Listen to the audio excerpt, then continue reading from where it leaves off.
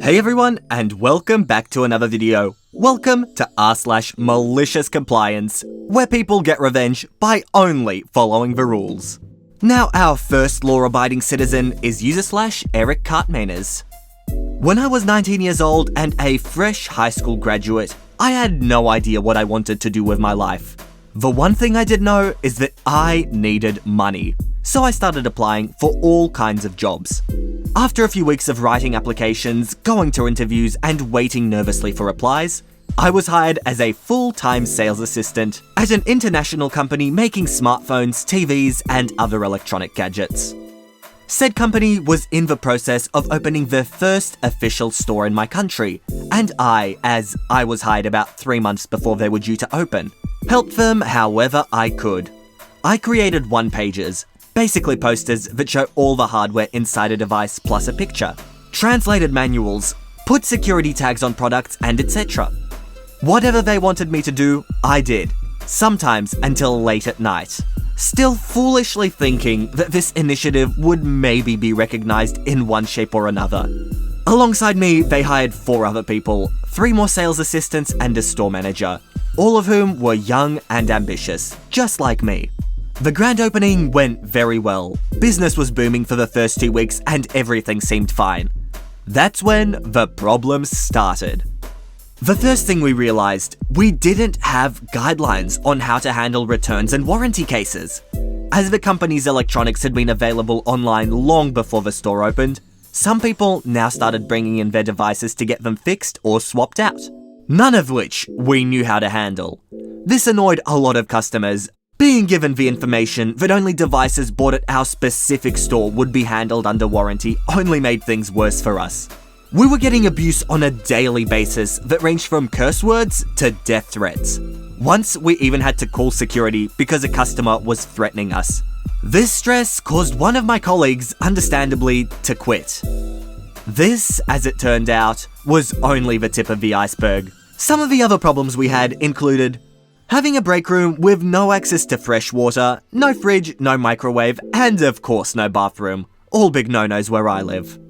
Resupply came in sporadically at best. Sometimes we were resupplied twice a week, sometimes there were no deliveries for 3 weeks, making it very hard for us to tell customers when the devices will be arriving. The store manager was so incompetent, he couldn't even finish our schedules 3 days in advance, although giving the schedule 2 weeks in advance is mandatory. One of my colleagues thought F this about a month after our grand opening and went on sick leave, which, where I live, basically gives you immunity from getting fired. So now we were 2 men down. The bosses upstairs apparently wanted us to provide tech support over the phone, which again, none of us were trained to do. We did our best, but only really ended up with more threats, in addition to having our official store phone number constantly blocked by these calls. Also, we were expected to take over social media communications as well, meaning we now had to answer questions on Facebook, Twitter, Instagram, and etc., putting even more strain on our small team. In the end, the manager couldn't deal with the stress anymore and broke down 2 months after opening. He even sought psychological counseling after quitting. While I was sad to see him go, I thought that now my time had come to prove myself. I took over most of his duties, still only earning about half of what the manager made. Naively, I worked 60 to 70-hour weeks for almost 3 months straight, still thinking that this would somehow pay off. I made sure to tell my bosses how much more I did than we agreed upon in my contract, but they didn't seem to care. This is until our sales figures dropped. All of a sudden, I had 2 of them come into the store unannounced, basically drag me into a back room, and start lecturing me on how badly the store is performing. The conversation went something like this. So why would you say the store's sale performance has dropped so much since manager left? Well, a lot of customers are unhappy with the way our products are very competitive. Why are you still struggling to sell them? Well, sir, as I was trying to say, the customers aren't happy with our service. And running a store with just 2 employees is almost impossible.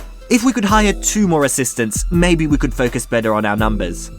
The interviews for those positions are ongoing. You'll have new employees soon, but you were hired for a reason. So would you just do your effing job? Yes, sir. After that meeting, I felt defeated, doing all this extra work, staying late, taking responsibility for things I had no business taking responsibility for. The threats, the uncertainty, the stress, the sleep deprivation, all for nothing. And that's when it clicked in my head. F those guys. They wanted me to do my job? Fine. From now on, I would do exactly what my job description says. Nothing more, nothing less. The next day, I came in early, opened the store, everything normal, until the first tech support call came in. I picked up the phone and, after listening to what the caller wanted, told them that I was only a sales assistant and therefore not qualified to answer their questions. I hung up the phone without saying goodbye. A postman came in with some special documents for the store manager requiring a signature. I said, nope, sorry, not gonna sign that, I'm not a manager. After being informed that these were court documents and need to be signed immediately, I just shrugged and said, not my problem, just doing my job here, man. Later that day, after my colleague had arrived, we got a delivery of a new product for the store. The delivery guy handed me the manifest asking for a signature. Again, I declined, stating that I was just doing my job, and the manager would have to sign that. After making it clear to him there wasn't a manager on site, he left, taking all the new product with him. Product which we desperately needed. But I was beyond caring at this point. About 15 minutes later, I got a call from Boss One asking why no one had signed for the delivery. I told him as there was no manager on site, nobody there was allowed to sign that document. After a few choice words, he hung up the phone and I went back to work, chatting with customers and generally not caring about anything. Half an hour later, Boss 1 and 2 descended onto me. They rushed into the store demanding an explanation for my behavior. I simply said, I'm just doing my job, sir, just like you asked me to do. What the F do you mean? Then why has nobody accepted today's delivery or the documents we've sent you? Well, that's the manager's job. I'm not a manager. Yes, you effing are. What the hell are you talking about? No. Not only would my pay be pretty poor for all the work I'm doing, my contract clearly states that I'm a sales assistant, and as such, she'll only fulfill duties related to that position. And who the hell is supposed to do the manager's job if not for you? I don't know, but I would gladly do it if you doubled my salary, of course. Boss 1, actually laughing to my face. Who the hell do you think you are? We can have you replaced with someone cheaper in a heartbeat. Okay then, go ahead. I quit. Effective immediately. Bye. And then I just left. My remaining colleague, upon hearing me quit, also quit immediately, leaving our former bosses wide-eyed with no employees to run their store. I had also taken the liberty of informing the Board of Health and Labour about our working conditions, as well as getting myself legal counselling for some issues related to bonuses not being paid out. The store ended up having to completely shut down for about 2 weeks until they had a skeleton crew back together to run it. The kicker, about a month after I quit, and with my lawsuit for unpaid wages now pending, I got a call from Boss 1, telling me he wanted to accept my offer of doubling my salary to become the store manager. He said no one was willing to take the job. Now that word got around how awful things are in the store, the following conversation ensued. Frankly, Boss 1, I don't much like getting laughed at, so I'm afraid if you want me to come back, you're gonna have to quadruple my initial pay. What? Are you insane? We can't afford that. How are we supposed... I don't give an F, Boss 1. I really don't. But I've got an idea. How about you pull your head out of Boss 2's butt and just do your effing job? Wow, IP, beautifully done. I've got to say, this is probably one of the best stories I've heard from here in quite a while. Our next malicious poster is user/serious lampshade. Once upon a time, I was a newlywed, getting ready for my first Christmas with my in-laws. Now, it's worth noting that these people are Christmas crazy. You know that one house on the block that's decked out in more bling than a cashed up stripper? That's them. So as a new bride, I wanted to make a good impression. I should also note that my new husband had a history of taking credit for things he'd played no part in, such as presents, or meals, or a wedding. In the lead up to Christmas, I had shopped, wrapped, and ribboned as if my life depended on it. Everyone had carefully selected gifts that were wrapped immaculately, with a complimenting ribbon and bow and handmade tags, not the stickers with to and from. Christmas morning, I was ready. We entered the living room, and after the momentary visual adjustment required for that amount of tinsel in a confined space, everyone sat down around the tree for the gift-giving ceremony. The ceremony was a big part of the day for my in-laws. One person was selected to wear a Santa hat and distribute the gifts one by one. When it was your turn to open a gift, everybody watched you. What I didn't know then is that this was a form of analysis, so it could be discussed later. A few gifts are given out, then one of the ones I'd wrapped was handed to my husband. I was terribly excited. It was something he'd wanted for ages. I couldn't wait for him to be thrilled when he opened it. But wait, I did, because he couldn't get the ribbon off. We weren't supposed to talk during the ceremony, so we all sat there quietly while a grown man wrestled with a ribbon. It was curling ribbon for those in the know, not exactly a Rubik's Cube. After a good 10 minutes of watching him lose his mind, I quietly suggested he pull the bow off so the ribbon would slip off the side. He did so and was mildly enthused at the gift. We moved on to the next person, and after a bit, my husband was handed another gift. My mother-in-law said, "Don't worry, I won't tell you how to open it," with a completely innocent smile on her face. I chose not to say what I was thinking. Shortly after, a gift was handed to me from my parents-in-law, with an insincere apology that it didn't have a bow.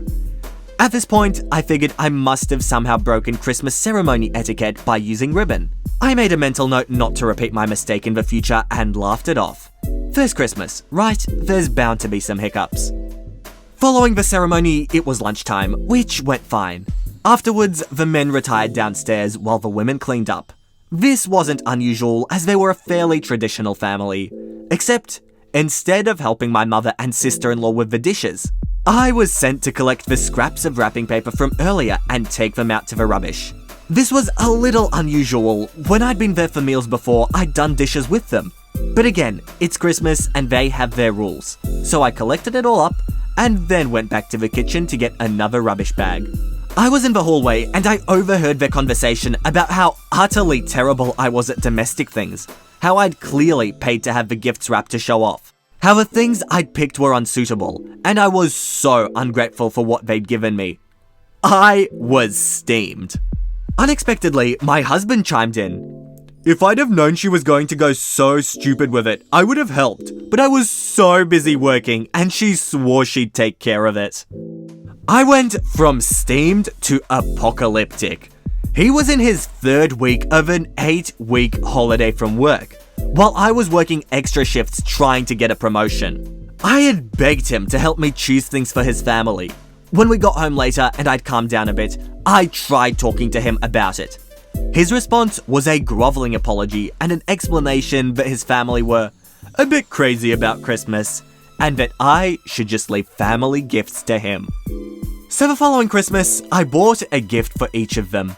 One gift, from me only, wrapped with simple paper and minimal tape. Christmas morning comes around, and my husband is given the honor of the Santa hat. Halfway through, he starts looking around the tree frantically, obviously having realized that there was nothing from him under the tree. Afterwards, he pulls me aside and asks, "What the F?" I'm sure I looked way more innocent than I felt when I answered, "I left the family gifts to you." I don't have a funny story about the third Christmas because our marriage didn't last that long, but I've just finished wrapping a pile of gifts from this Christmas, and as I curled the ribbon to make my kids' present extra fancy, I felt very vindicated to know that tomorrow morning's chaos will have zero sense of ceremony about it. Merry Christmas. And wow, who knew that people could be so picky about Christmas gifts? Maybe divorce was actually a good option. Alright everyone, that's it from me for today. I hope you enjoyed this video, and if you did, make sure to subscribe to my channel for Reddit videos every second day. But with that said, that is it from me. I hope you all enjoyed, and all I want to do is see you all here next time. See you later, guys.